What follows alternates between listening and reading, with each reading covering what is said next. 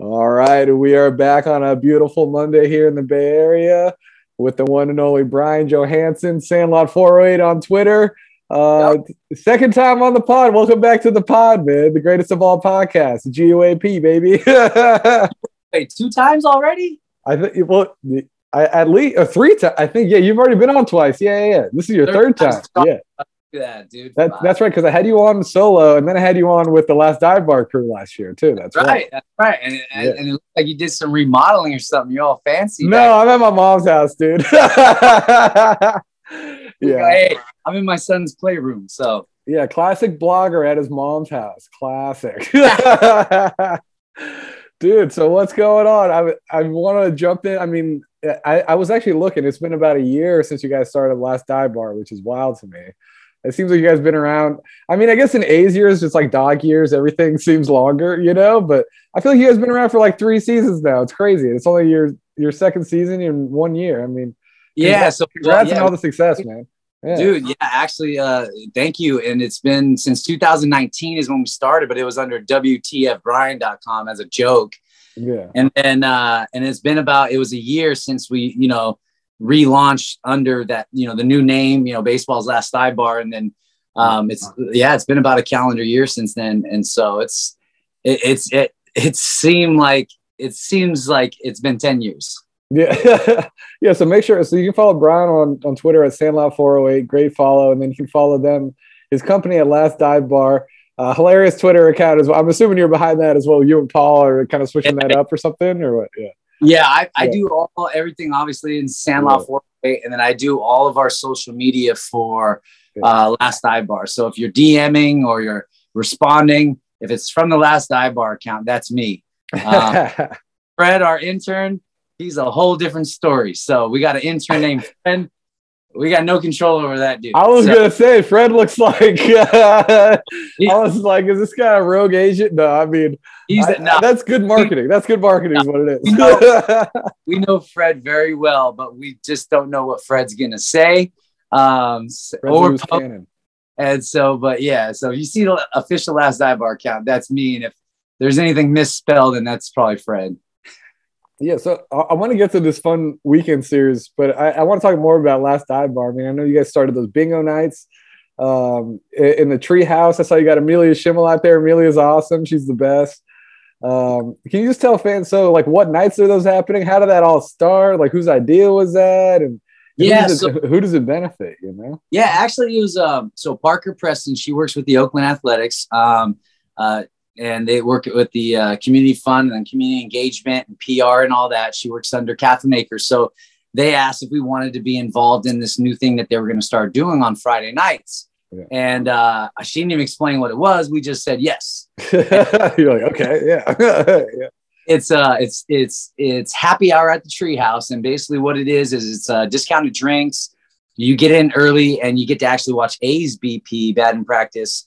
The full, batting practice and everything, which you don't usually get to see during the week. And then you get discounted drinks. You get to watch the live broadcast of A's Cast, just like from back in the day when we used to do it, when they first kicked off A's Cast. So it's right there in the corner of the treehouse. So you see players coming in and out. You see national media members coming in and out and just sitting there doing an interview and then hanging out while bingo is going on, which Amelia Schimmel, she hosts that. But she always brings on a guest speaker. We had Dallas a couple of weeks ago, and then Zach Jackson. We had Paul Blackburn. I saw Jack said he was calling out bingo numbers, right? I think I saw him calling out bingo numbers. Yeah. He had a close eye on him too. She's like, "Do not mess up my bingo." But Zach, he was doing good. Man, those bingo machines are hard. Like you don't know whether to go forward or backwards for that ball to come out. But yeah, and so we got bingo, and then we basically help set up everything. Literally take down the chairs and set the whole room up. Almost like staff members, we get there early, and then and I say we, it's basically me and because Paul he lives pretty far, and Carl he's working and everything, so it's me and our production. Her name's Shelly, with Simply Unique You, so she does all of our printing and everything, and our production, shipping and everything. So Simply Unique You, they come with me and help, and so it's just they helping out. And then grassroots, tons of free prizes. And what we do is we make 3 really nice, like cellophane baskets. And so our production partners make those, and whatever the theme is for that night, then we basically make the baskets based off that. So when we have Queen, Rock Night fireworks, like Amelia's wearing a Queen shirt, and then we got all of our Last Eyebar Rock stuff out there. Yeah. And then, I mean, there's tons of giveaways too, like all the previous giveaways that you might have missed.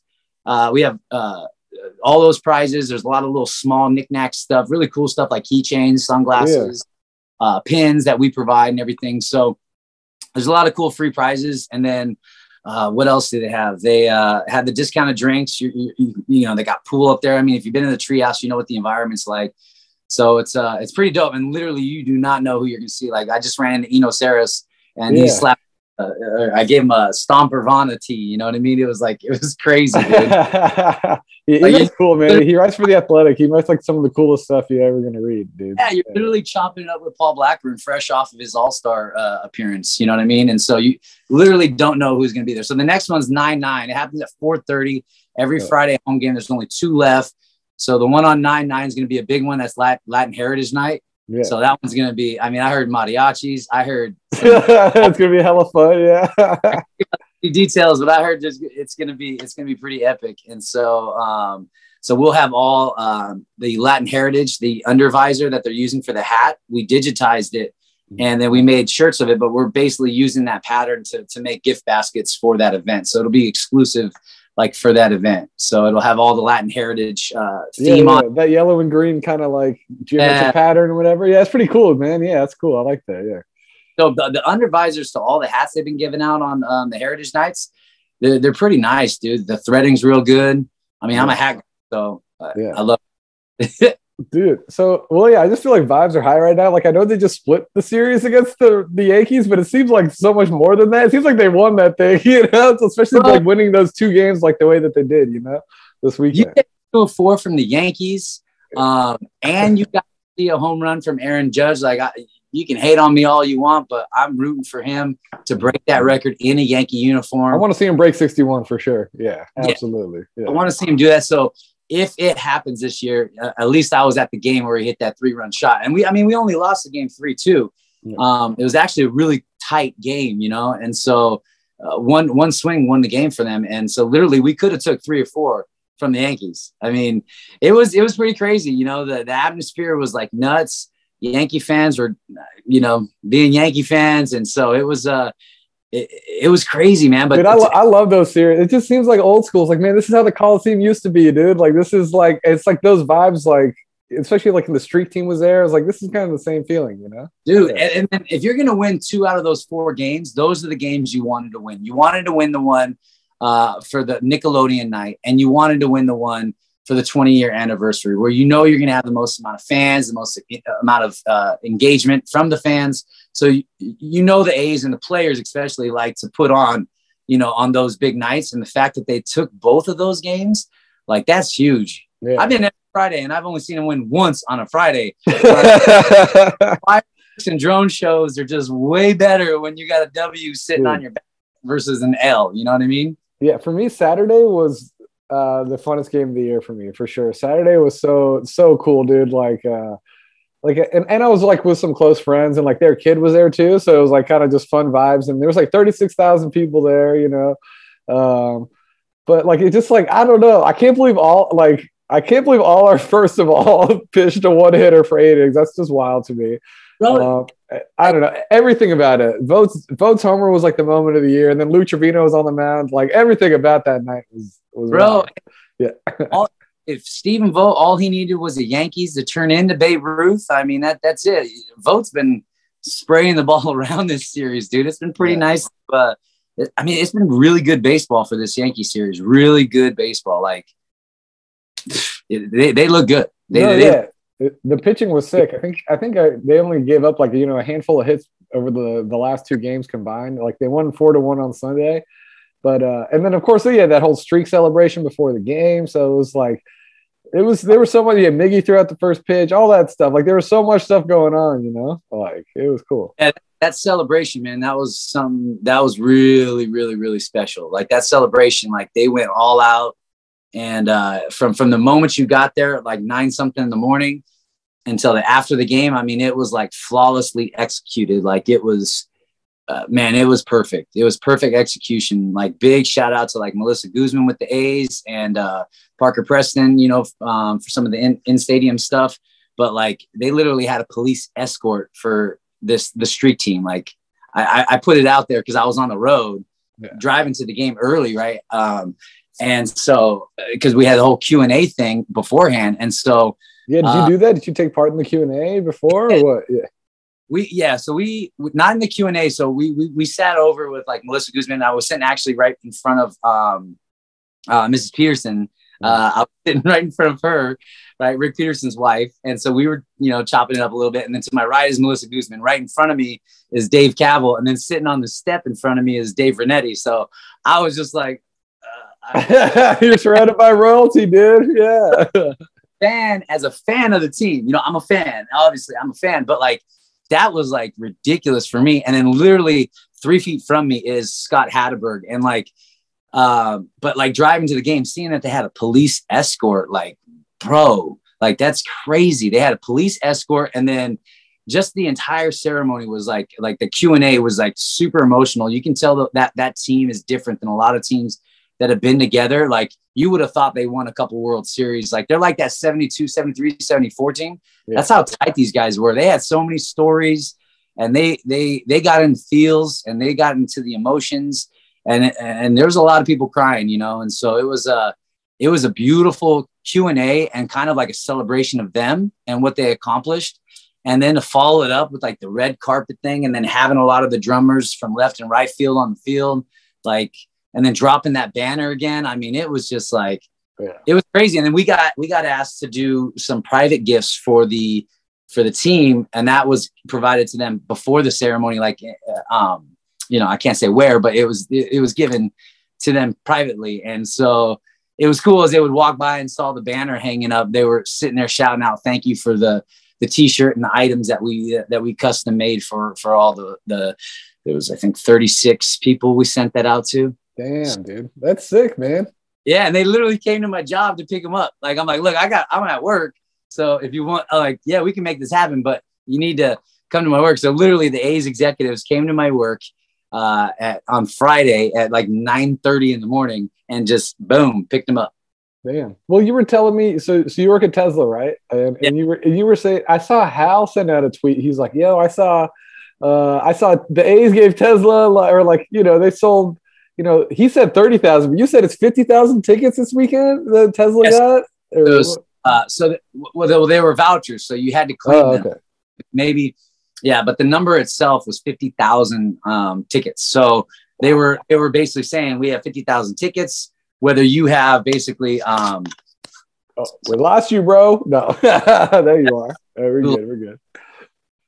No, so basically they bought 50,000 vouchers or tickets. And so you would have to, at work, they're pretty actually cool. I couldn't post it because you know, I had the codes on there, but it's a one-time code. Each one has a different code. But it was pretty dope. You got a card and everything. You had directions. And then Stomper was at our work like 3 times. The first time he came there, when they made the announcement, I went out there with my pin vest on. And I just imagine you in a factory. There's all these machines and shit. You got the pin, and you're just like trying to avoid all the moving parts. You know, you don't want to get like sucked into the machine. Me and Stomper in a kitchen that no longer, like back in the old Numi days when they were building Fords there. We were in the back of the of Tesla where nobody goes, in a damn kitchen that had no air. It was hot as shit. I was changing in a bathroom like way in the back, and I'm like, oh my God. And we're like soaking wet, sweating because it's like 200 degrees in there. Now you know Stomper's pain, bro. Dude, I pray for you, Stomper. It was horrible. But like, so we went out there, and then like they made the announcement, right, about, okay, we're buying all these tickets for you guys. And I go to bash, you know, give a forearm bash to the director, and the dude goes like this. Oh. Immediately in that video, you see my head go like this. Oh man. Just one of the classic one of the. That's hella funny, dude. Shut up. How do you mess up a bash? Oh, so man. He must have not seen he must have not seen the gift, dude. Must have not seen it. not miss these forearms, bro. Dude, speaking of Bash Brother arms, what did you think? I got to ask you about Rob Roberts' first pitch, dude. I got to put him on blast for the first pitch. Bro, I was there. And for people who don't know, Rob Roberts, he's on Twitter and Instagram as NorCal Nodders. Probably one of the coolest bobblehead collectors in all of America. Like he's got a, yeah. No, there ain't no close second. This guy is the GOAT of A's ball. Of A's ball. I'm just thinking of all bobblehead collectors. He's like I'm biased. So he's a legend, yeah. A's, you know what I mean? Yeah. But no, hey, he's got big things going on. There's a really huge show that's in a pilot project right now, and he got invited to be on this show because of a few specific items in his collections. I can't really talk about like who or whatever. I'll Rob. Yeah, NorCal Daughters, dude. He's got the coolest stuff, man. Yeah. We both got hit up because they saw my pin wall, but I'm like, I ain't got nothing on there that this, for your show that's worth what, this person has. And I pointed them to Rob, and they saw Rob's collection. Like, oh my God. Like he's got some pieces in his collection that are crazy. But yeah, no, his first pitch, I wouldn't really call it. I would call it his first grounder, bro. Like he made 50 Cent look good, bro. It's like if they did it probably went like 43 feet or something, like that was so funny. 43 inches, bro. It was like he had pine tar on his hand and the ball wouldn't come off. It just went straight down.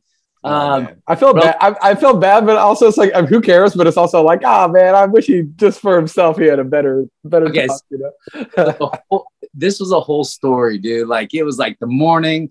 He puts out this beautiful tweet, post, everything like a letter. He was kind of hyping it up. I was like, oh, Rob's. I knew about it for a couple of days. Yeah. So I'm standing there. Oh God, it was like, oh yeah, I'm standing there early, right? Getting in the game. I forgot what I had to do. But anyways, I was there early at Championship Plaza doing something. And then basically Rob, I see him getting escorted in. And then like, he's all excited. And like, yeah. And then I was talking to the attendant right there. And he's like, what's your boy's name? And I was like, oh, Rob Roberts. He goes, yeah, he ain't on the list. And I'm like, no. He's throwing out the first pitch. And he goes, no, he's not. Here's the two guys. So Rob had no idea. He had to like share them out with two other people. So there was two other people that had to pitch. And then Rob was like all nervous. He had to warm up with one of the guys. Didn't know he had to do that. And then like, so right after that, he goes on to throw and then like totally threw him off. And he was just like, and he bounced it. And then like, then right after he comes up to the bleachers and we are just laughing. Like we were dying, dude. And then he had to leave early because he lives far. So yeah, he had to leave early, but he just looked so dejected as he was leaving. Took him a couple of days to recover. Hey, they can never take that away from him. He's a starting pitcher in the big leagues, though. They can never take away that big league start, Oh, man. No. Yeah. Got a baseball reference page now. No, dude. Yeah, that was funny. I just had to ask about that because I saw that. I was like, oh, I bet Brian was giving him a bunch of shit for that. I felt so bad, dude. I couldn't stop laughing, though. Like, I literally could not stop laughing. Like, there was so much other stuff going on, too, with that first pitch. It was just like, it was funny. It was funny. Yeah. So, I mean, yeah, what else? I mean, yeah, that series was just hella fun. And also back to that 2002 team, do you feel like they're even more connected because of the Moneyball book and like the movie kind of like, I mean, I know they didn't have really anything to do with it, but just that 2002 season has kind of been immortalized. Do you feel like there's something kind of special? Like they're always going to be that bond of that 20 game streak, all that stuff? Yeah. Immortalized. Like you got to take it. Like, I don't know. I take a step back as a fan. Like it's weird. It's like, yeah, we've been working with the A's and doing a lot of like cool stuff with them and everything. And like doing actual functions behind the scenes and everything. So we've been honored to like be involved in some of that stuff. But then like as a fan and sitting there and just taking that ceremony in, stuff that was running through my head was like, wow, these people right here, they made a movie of. I mean, everybody can think of that Hatterberg home run going into the lights in the movie. Philip Seymour Hoffman is Art Howe.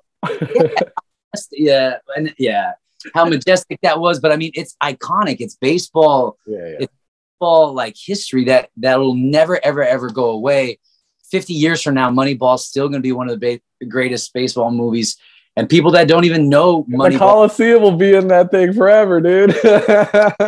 Telling you, dude, that's why it's like, that's why baseball's last, like, that's why Last Ibar like means a lot to like a lot of people, because it's not us anymore. It's more about their connection to why they're an A's fan. I mean, that's just basically what we try to do with Last Ibar. Is do that, is connect people to those moments. Like we did that whole streak shirt.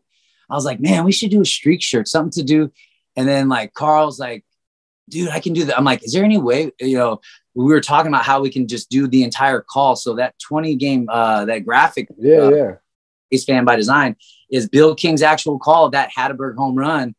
And that was it. The minute they saw that, they were like, oh, we need these for the players. And so I mean, it's iconic, dude. It's that team. Yeah, I think they're really tight. It was pretty obvious. Like they were super tight. Like when you see them talking together, because then right after that event, then we went on to the field it was like the pregame before the pregame. Yeah.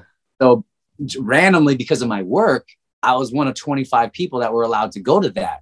So that was the one where you actually physically got to sit there and see them all just talking amongst themselves and media only. And then there was 25 of us. And then they kind of BSing for an hour. It was just kind of floating around, right? Yeah. Oh yeah. And it's like, I didn't like, you know, some people were in that, it's like, you want to go ask for, but I'm not a big, like, hey, let me get your autograph. Like if it happens organically, then cool. But like, dude, it was just like watching that was cool. And then then my whole work left, and then I stayed and I was chopping it up with Ramon, Dustin, and Cole Irvin. So, oh, okay, cool, man. So you got to just hang out with the current guys. That's cool, man. Yeah. Oh, we got a little something with Cole Irvin coming out. It's in the works. So we are collabing officially. Swervin? Does it have anything to do with Swervin Irvin? I don't want to. We'll have to find out. Yeah. So yeah, we talked about that, but the idea, because he owns that, right? So he's totally down with collabing with Swervin, but we can also we're also doing something because he's really big into ARF. So he's big into ARF. There is an animal that's very, very popular at the Coliseum amongst players, staff, and fans. Reba. I mean, I don't know. It could be Reba. Or a possum.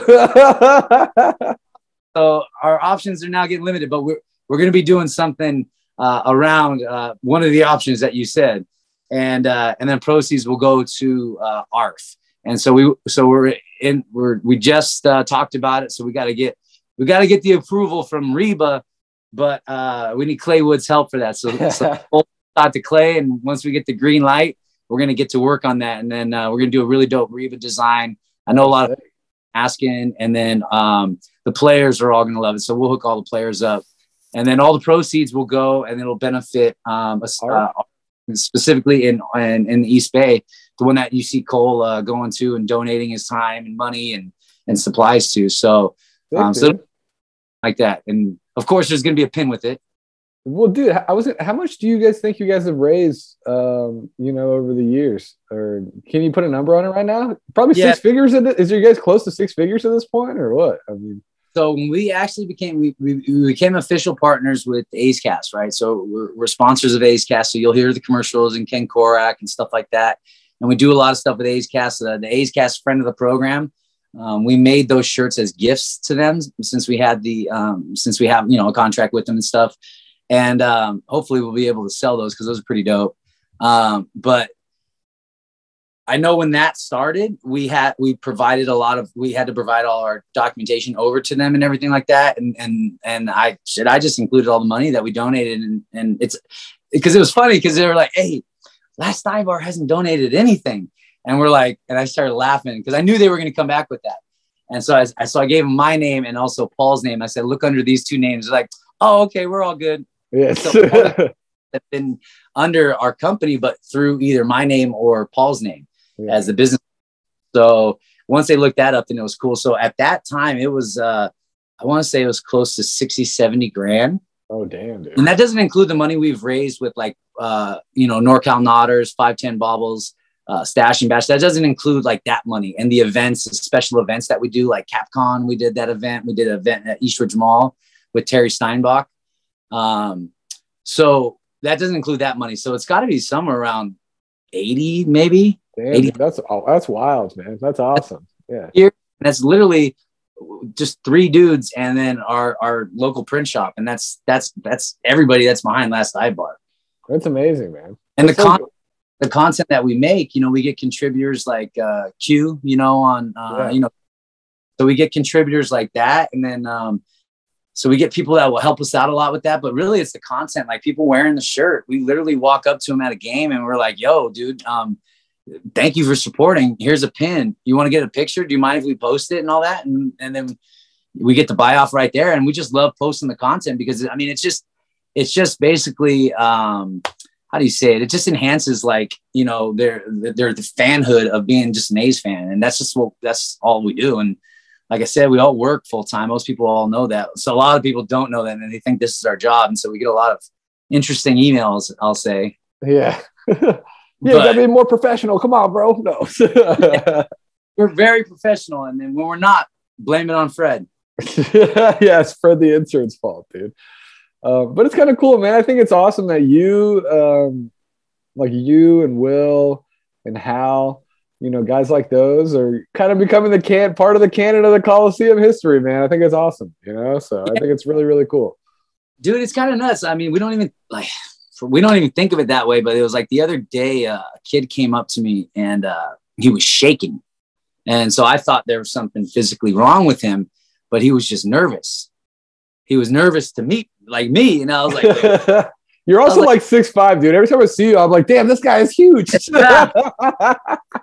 So, and he was nervous. And so and when I looked at his face, I'm like, hey, wait a second. We posted a picture of you and your dad.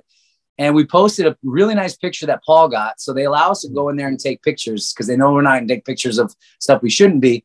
And so we take pictures of Paul goes around, takes pictures of the Coliseum, because what we're going to do is we're going to actually put out a calendar. We're going to try to get it done in December so you can order it and get it by Christmas. And it's all pictures of the Coliseum. Oh, amazing. Cool. Beautiful pictures at sunrise, sunset, all this stuff. So all different times. And so it's going to be pictures of the actual Coliseum. And so, and some are going to be fans and stuff like that. And so one of the pictures we saw was a father and a son, and they were both wearing Dive Bar shirts. And so Paul got this picture, we posted it. Well, so it was that kid, and he came up to me, and I guess he was nervous and he was shaking. I was like, bro, you don't got to be nervous. So I was just like, hey, hang on. Yeah. Pins with me. So I was giving him free pins and stickers and all that. And I was like, tell your dad, you know, you said hi, but it's like, it's crazy. Like to think like some people we've made like a little bit of an impact on to where it's like they're nervous to meet us. And it's like, dude, you come to 138. We're just going to, on Friday night, it's just a party, dude. It's just. Yeah. Well, I think it's hella fun. I saw you guys had a crazy Georgia night, and I was thinking, what if like in 20 years they have a crazy Brian night, dude? Yeah, if I do that, it's never going to happen. No, you know, because it was back-to-back Fridays, and we were already like doing a bunch of stuff, had launches going in between. And so it's like, we're like, dude, we need an off night. And like Rob, he had stuff he had to do and everything. So it was like just me. And then my production crew was there, like Simply Unique You. So we were just chilling. But we still had a 20-foot banner of Crazy George. But the whole thing about that was just honoring him as the first drummer, the first like real like crazy fan that really kind of crossed over that line of like kind of set that tone, right? Yeah. And so he started drumming, and then so it was just about respecting the history and the culture of like drums, and then being able to be unique and be yourself and be a fan, and the A's embracing that, right? And so it was just celebrating that really, and the hashtag Drum Together, and all the drummers that have came after him, you know, the dudes from Josh and Jim from Skyline High School that actually had commercials, you know, of, you look at all the 149 drummers you see, you know, now, and then you got Green Man and Coco that were, you know, were coming as well. So there's so many different like generations of people that have kind of passed along that torch. And each time they've carried that torch, they've had a uniqueness about them. And so it's always good that when the A's like highlight certain things like that. And then us at Last Dive Bar, we like taking like little nuggets out of history, out of the culture, out of all the stuff, and just and make little campaigns around it. And like, so proceeds for that Let's Go Crazy. I think I got it on. No, I got the license plate on my hat, but so the proceeds for that one is going to go to local music groups in the Oakland area. So, oh, sick, man. Because of drums. Yeah, that's cool, man. Yeah. So anything like Let's Go Crazy. And it's pretty cool that we can itemize all the stuff. So we look at how much money is spent. And when we get like, okay, we're at do we want to donate 500 or wait so we can donate 1,000? So we'll usually do in increments of 500 and then make donations based off that. Well, I just love. I'm pretty much always listening to the game on the radio. I sync up my MLB TV so I can hear Ken and Vince. And dude, I every now and then well, especially in the car when I can hear the commercials. But I just love hearing that last dive bar commercial, dude. And how unreal is that to have Korak voicing your commercial, dude? What is that like? Yeah. So when that happened, it was like it was a Thursday. I got the idea on a Thursday, and I was like, you know what? How much money are we spending on marketing, this, that, blah, blah, blah. So Paul told me, how much money we were spending. I said, okay, well, screw it. I'm gonna reach out to the producer of Ace Casting and say, hey, look, we'll give you this much money a month, and you guys, whatever you can do, you can do once a month, twice a month. If we can just, maybe do a little ad or something like that. And that was it. And he said, Townie's going to call you. And I'm like, what? And so literally Chris Townsend reached out, called me, and he's like, let's do this. This is great. It's a win-win situation. The more business or sales that you guys get, it's just more Ace stuff getting out there. And then that money just in turn goes back to the Ace Community Fund. It allows us to do stuff like make special baskets to give away to the fans and everything like that. So I said, screw it, let's do it, and literally he said, okay. Friday, we said, okay. Saturday, he sends me a text, and it's Ken Korak's commercial. And I'm like, I start crying. Damn, they record. Damn, that's amazing, man. Bro, yeah. I was like, you gotta be kidding me. This was Friday afternoon at like a 4, 5, 6, 7 o'clock at night. Oh, no, it was earlier because I was picking up stuff to bring to the game for my supplier's house. So I was literally in her driveway, and the deal was being made. And then Saturday, he sends me the text. Sunday, they have it on air. That's so wild. Yeah. This is insane. And now it's like being played all the time. And it's just like, it's crazy. And now it allows us to make like items for them that they can give to their guests and stuff like that. So I know Martin Gallegos, he has a Ace Cast friend of the program shirt. I know Jessica Kleinschmidt got a little, I think that she got mad. She's like, wait, what? Starting beef, between Martine and Jessica. Media wars. It knows all she has to do is hit me up, and she can have whatever she wants. Hear that, Jess? Yeah. No. Anything she knows that. We love her. We love Amelia. And her and Amelia, the Last Call podcast. That's fun, dude. It's good, dude. Yeah. We're Walmart Cholos. So, you know what I mean? We're part of a gang, bro. So all right, man. We only got a couple of minutes left before we get booted from Zoom, but I just want to wrap it up by I know they still have I think the worst record in the American League, but I think they're playing around 500 since the All-Star break, and Shea Langoliers, Nick Allen, some young pitching's kind of coming up. Are you kind of cautiously optimistic about where the A's are headed right now? I'm not cautiously optimistic. I'm optimistic. I mean, starting to see better performances out of certain pitchers. I mean, like you were mentioning Aller, damn, they're throwing a no-hitter. Dude, I was ready to call him down and put up Waldichuk, but dude, his past 2 starts, he's proved himself, man. So, bro, what have we said about like look at how many people wrote off Blackburn, and who was our all-star? Even if we had multiple all-stars, Blackburn would have been an all-star. He put up all-star numbers. And just last year, we wanted nothing to do with him. And I say we, I meant the fan base. Yeah. But Allen is just he's coming to his own on the defensive side. I think Langoliers is going to be something special. I mean, I love whenever he comes up. I feel like that's the most exciting at bat of the game. I love when Shea comes up. I'm ready for him. So it's dude, it's exciting. The team's exciting. We might lose or whatever, but you see little nuggets like that make you feel optimistic. This team's just barely starting. The roots are just starting to set. And I think once you see the bush starting to grow, it's going to be it's going to be on fire. It's going to be the flaming bush, bro. It's going to be this team's going to be good. And maybe next year they're going to be way more competitive. And then, hopefully 2024 comes around. 2024, they come back to playoff contention. I'm thinking next year, maybe 70, 80 wins. And then 2 years from now. Yeah. I was saying 2024, 2025, we see extensions. Oh. Into 2027. I'm hoping they take a few of these guys and they really build around these players and take these players into, Howard Terminal. That's what I'm hoping. Yeah, I want to see Waldichuk, dude. I really want to see Waldichuk get called up, man. Yeah. Dude, What, dude? Hell yeah, bro! I want to see, dude. Yeah. All of the dudes that are 16 and can't even like have a worker. Like, get Soderstrom up here. Just get him up here right now. Last night, seeing Christian out there, Yeah. like cool. Like just seeing him out there. Ponte's back. Yeah. I mean, that was just totally dope. You know what I mean? So enjoy this time. We might suck or whatever, but now is your opportunity to go to the stadium, meet some of these guys. They're super personable. You can get autographs. The accessibility you have to the players and staff, it's like no other, you know, because it's a down year, but it's a lot of fun. Come out Friday nights, 4:30 at the Treehouse. You know what I mean? It's just come out and have fun. That's all we're doing is chilling, having fun. Next one is 9/9 Fabulous Friday. Just, man, look fabulous. Wear sequins, boas, sunglasses. Just like Denny. Inspiration to the whole thing. And then we're taking the Latin Heritage Night, Latinx night, and we got the whole pattern. And I'm going to bedazzle the banner with like a bunch of jewels on it. So, you know what I mean? So it's going to be off the chain, but no. All right. So Zoom booted us after 40 minutes, but thanks a lot to Brian Johansson. Again, you can follow him on Twitter and Instagram at Sandlot408. You can follow Last Dive Bar at Last Dive Bar, lastdivebar.com.